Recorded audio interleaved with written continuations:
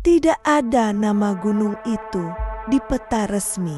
Penduduk desa hanya menyebutnya dengan satu istilah, Gunung Larangan.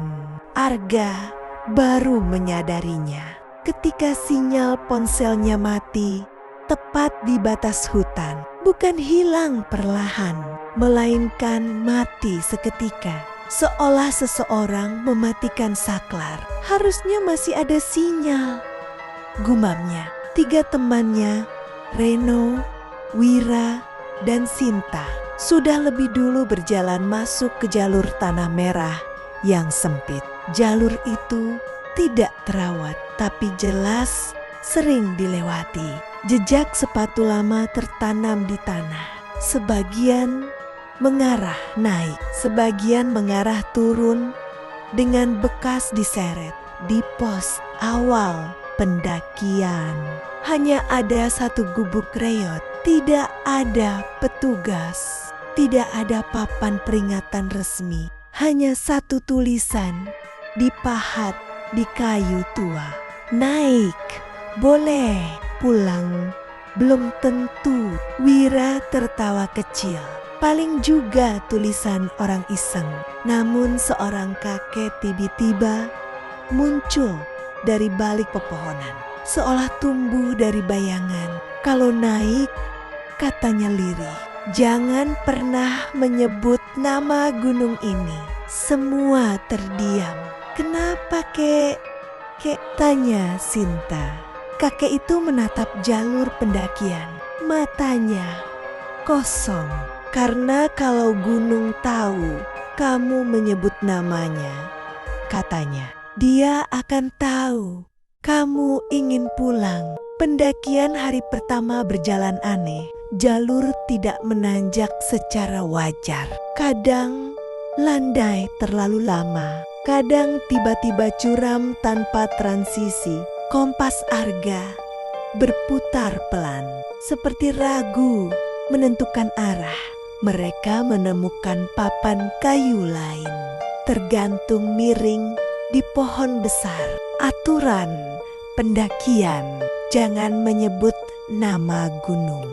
Jangan menoleh saat dipanggil. Jangan berjalan berjumlah genap. Jika bertemu pendaki tanpa wajah, jangan disapa. Reno mendecak. Harusnya aturan begini dipasang di bawah saat mereka menghitung. Mereka berempat. Genap. Angin langsung berhenti. Hutan mendadak sunyi. Terlalu sunyi. Tidak ada serangga. Tidak ada burung. Bahkan suara langkah mereka sendiri terdengar teredam. Seperti tanah menyerap bunyinya. Gimana kalau satu orang jalan agak depan? Usul Arga cepat. Begitu Reno maju beberapa langkah, angin kembali berhembus. Sinta menelan ludah. Ini kebetulan kan? Tak ada yang menjawab. Malam pertama mereka mendirikan tenda di tanah datar yang terlalu rata untuk ukuran gunung. Tanahnya hangat dan di tengah malam, Arga terbangun karena suara langkah mengelilingi tenda. Bukan 2 kaki, melainkan terlalu banyak. Arga, suara itu datang dari luar tenda. Suara Sinta. Arga menegang. Ia tahu Sinta tidur di tenda sebelah. Ia bisa mendengar napasnya dari kain tipis pemisah. Arga, tolong bukain resletingnya. Tangannya gemetar. Nyaris refleks meraih resleting. Namun ia teringat aturan kedua. Jangan menoleh saat dipanggil. Suara itu semakin dekat. Kini bukan hanya memanggil namanya, melainkan menirukan nada bicara Sinta, lengkap dengan napas pendek dan kebiasaan kecilnya menghela napas sebelum bicara. Arga dingin. Dari luar tenda terdengar bunyi kain terseret. seolah sesuatu sedang berjongkok tepat di depan pintu. Tiba-tiba suara Reno menyusul dari arah lain. "Bro, kamu dengar itu juga?" Dua suara, dua arah, nada yang sama persis. Arga menutup mata, menahan napas. Lalu terdengar suara ketiga, pelan, serak. Bukan suara siapapun yang ia kenal. "Kalau kamu buka, kamu tidak perlu turun." Pagi harinya mereka menemukan jejak kaki mengelilingi tenda. Jejak itu tidak memakai sepatu dan jarinya berjumlah 6. Kabut turun sebelum matahari benar-benar naik. Bukan kabut tipis pegunungan, melainkan gumpalan putih kental yang menempel di kulit, membuat napas terasa berat dan dingin seperti menghirup kain basah. "Jalur ini kemarin selebar ini?" tanya Wira pelan. Arga menggeleng. Jalur tanah kini menyempit, dipagari akar-akar besar yang menjulur seperti jari. Pohon-pohon di kiri kanan berdiri terlalu rapat, batangnya bengkok seolah condong ke arah mereka. Lalu mereka melihatnya. Sosok berdiri di tengah jalur, diam, memakai jaket gunung lusuh, carrier besar di punggungnya. Posturnya sedikit membungkuk, seperti orang yang terlalu lama berjalan. "Mas," panggil Reno, refleks, lalu langsung membeku. Aturan keempat, jika bertemu pendaki tanpa wajah, jangan disapa. Sosok itu menoleh perlahan.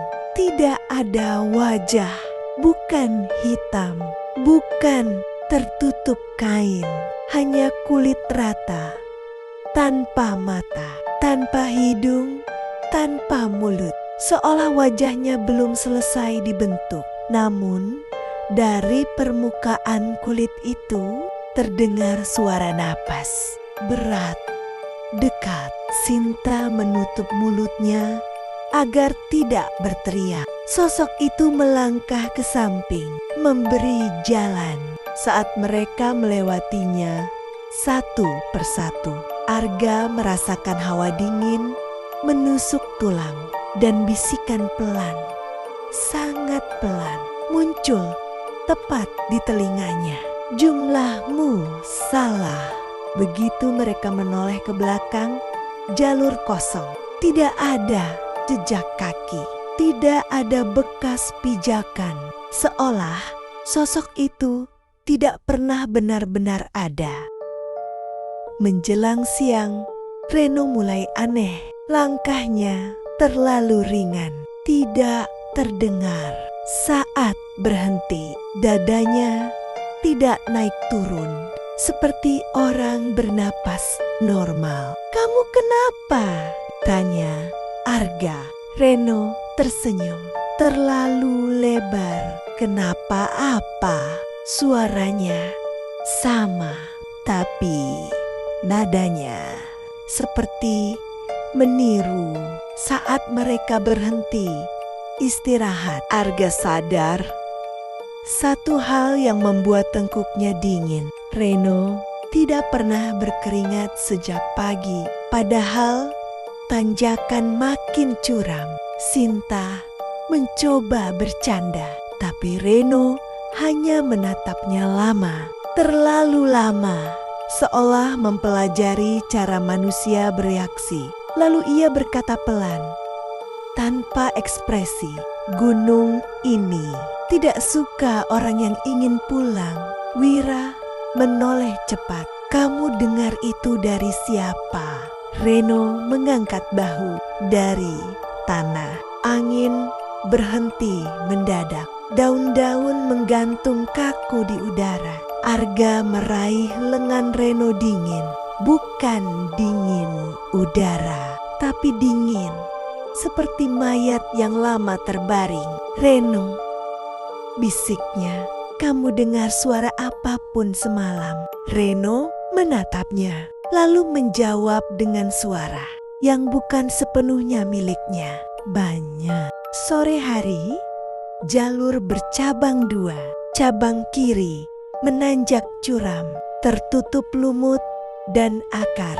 Cabang kanan landai, lebih bersih, nyaris seperti jalan setapak yang dirawat. Yang kanan, kata Reno cepat. Tadi malam aku dengar suara air dari sana. Sinta ragu, tapi jalur mudah di gunung begini jarang. Arga mengamati tanah. Cabang kanan tidak memiliki jejak lama. Cabang kiri penuh bekas sepatu usang, bahkan beberapa bekas lutut diseret. Gunung biasanya nggak ngasih jalan gampang, gumam Wira. Reno tersenyum lagi. Gunung ini baik. Saat itu tanah di bawah kaki mereka bergetar pelan, seperti sesuatu di bawah permukaan sedang bernapas. Arga teringat kata kakek di pos awal. Kalau gunung tahu kamu ingin pulang. Ia menatap Reno. Berapa jumlah kita sekarang? Reno langsung menjawab. Terlalu cepat. 4. Namun bayangan mereka di tanah. 5. Angin berhembus keras. Ranting patah. Pohon berderit dari jalur kanan. Terdengar suara langkah banyak orang turun bersamaan tanpa suara napas. Reno melangkah ke kanan. Lewat sini, katanya lembut. Yang tertinggal akan dirawat gunung. Sinta menangis tertahan. Arga menggenggam pisau kecil di tasnya. Tahu betul keputusan ini akan menentukan siapa yang pulang sebagai manusia. Mereka memilih jalur kiri bukan karena yakin, tapi karena jalur kanan terasa terlalu mengundang, seperti mulut yang dibuka rapi agar korban masuk tanpa melawan. Reno berhenti melangkah. Kalau lewat sini, katanya pelan, kalian akan capek. Arga menatapnya tajam. Kita memang ke gunung. Reno tersenyum, senyum yang tidak pernah menyentuh mata. Bayangan kelima di tanah tidak ikut bergerak saat mereka berjalan. Ia tertinggal di percabangan, berdiri diam, menunggu. Jalur kiri memutar aneh. Setiap 15 menit, mereka kembali melihat batu besar berbentuk seperti kursi, retak di sisi kanan, berlumut di kiri. Kita muter, bisik Sinta. Wira mengangguk 3 kali. Saat keempat kalinya melewati batu itu, Arga melihat sesuatu yang membuat darahnya membeku. Di permukaan batu tertulis nama mereka dipahat dengan benda tajam. Arga, Sinta, Sinta, Wira, dan satu nama lain, Reno. Tulisan itu masih basah. Reno, bisik Sinta. Tak ada jawaban. Mereka menoleh.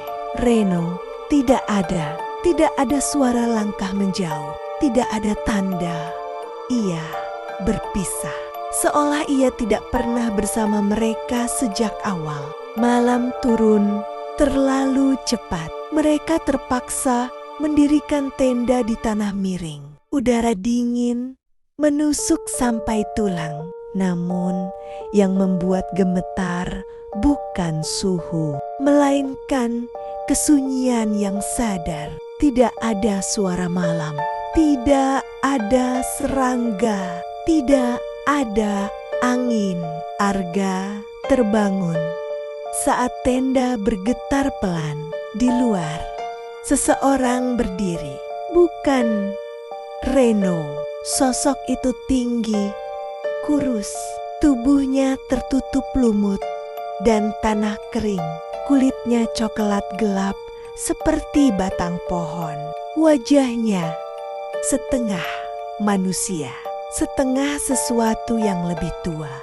Kalau mau turun, kata sosok itu tanpa membuka mulut, harus ada yang ditinggal. Arga membuka resleting tenda sedikit. Reno, bisiknya. Sosok itu menggeleng. Aku penjaga jalur lama, katanya. Temanmu sudah dipilih. Dipilih untuk apa? Menjadi penunjuk. Sosok itu menunjuk ke arah lereng. Di sana berdiri Reno. Diam, tegak, tidak bergerak. Matanya kosong, tubuhnya kaku seperti patung. Namun dari kakinya, akar-akar kecil mulai menjalar masuk ke tanah. Kalau kalian mengikuti jalur yang ia jaga, lanjut penjaga itu, kalian bisa keluar. Kalau tidak, gunung akan menambah satu lagi. Mereka mengikuti Reno atau apapun yang tersisa darinya. Setiap beberapa meter, Reno bergerak satu langkah, selalu membelakangi mereka. Tidak pernah menoleh, tidak pernah bicara.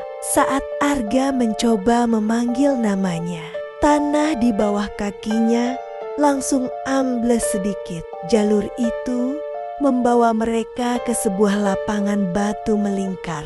Di tengahnya ada sesajen lama, kepala ayam mengering, kain putih bernoda tanah, dan ukiran simbol yang terlalu mirip telapak kaki manusia. Wira tersadar duluan.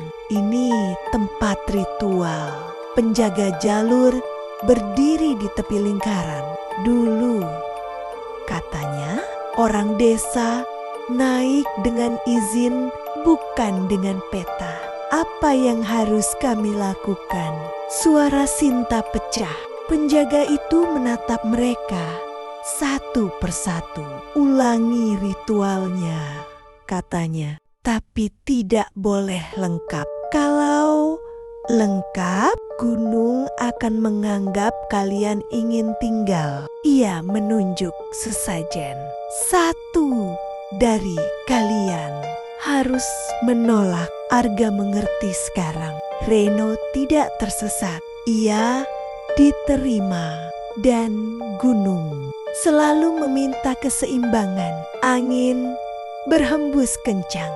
Lilin-lilin sesajen menyala sendiri. Reno akhirnya menoleh. Matanya bukan lagi mata manusia. Dan dari mulutnya keluar suara berlapis. Siapa yang mau pulang? Api sesajen menyala tanpa panas.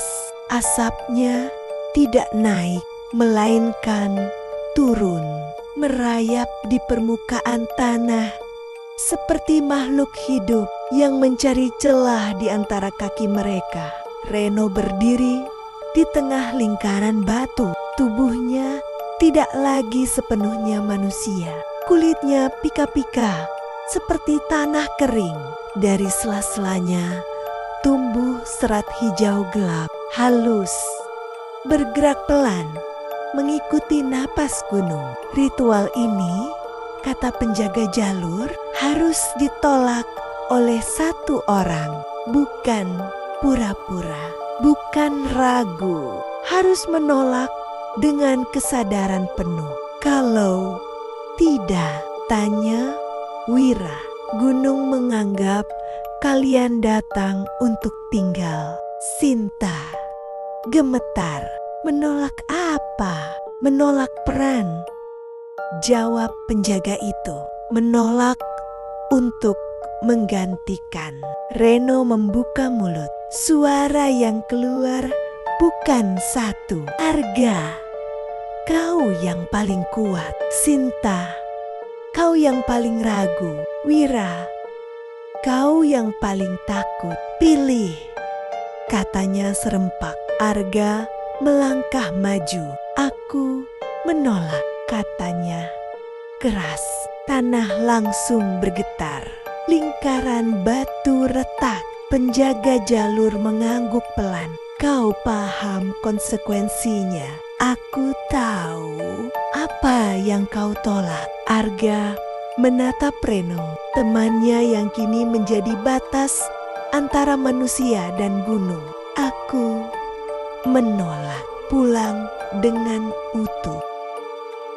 Ritual runtuh. Api padam seketika. Asap lenyap seperti ditelan tanah. Reno menjerit jeritan panjang yang berubah menjadi suara angin. Tubuhnya hancur perlahan. Tidak berdarah, melainkan terurai menjadi tanah, akar, dan batu kecil. Sinta menangis. Wira berlut. Penjaga jalur berdiri di depan Arga. Gunung mengambil satu, katanya, dan melepas dua. Apa yang diambil dariku? Tanya Arga. Penjaga itu menyentuh dada Arga. Rasa milik saat mereka berjalan turun. Jalur menjadi jelas. Tanah mengeras. Pohon kembali normal. Namun Arga merasa kosong. Ia tidak merasa rindu, tidak merasa lega, tidak merasa senang. Sinta dan Wira berjalan di depannya, menangis, saling memanggil nama. Arga hanya mengikuti. Mereka keluar hutan saat sore. Desa di kaki gunung menyambut dengan sunyi. Kakek di pos awal masih ada. Ia menghitung mereka dengan mata. 3 naik, katanya pelan. 2 turun. Ia menatap Arga lama. Gunung menandaimu. Apa tandanya? Kakek itu menunjuk dada Arga. Kalau suatu hari kamu mendaki gunung lain, kamu tidak akan pernah merasa sampai. Arga mencoba mengingat rasa bangga, rasa takluk. Tidak ada.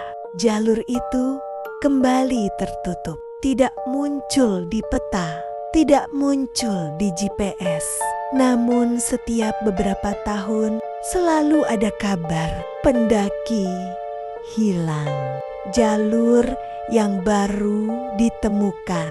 Teman yang berubah sebelum sampai puncak dan di punggungan tertentu.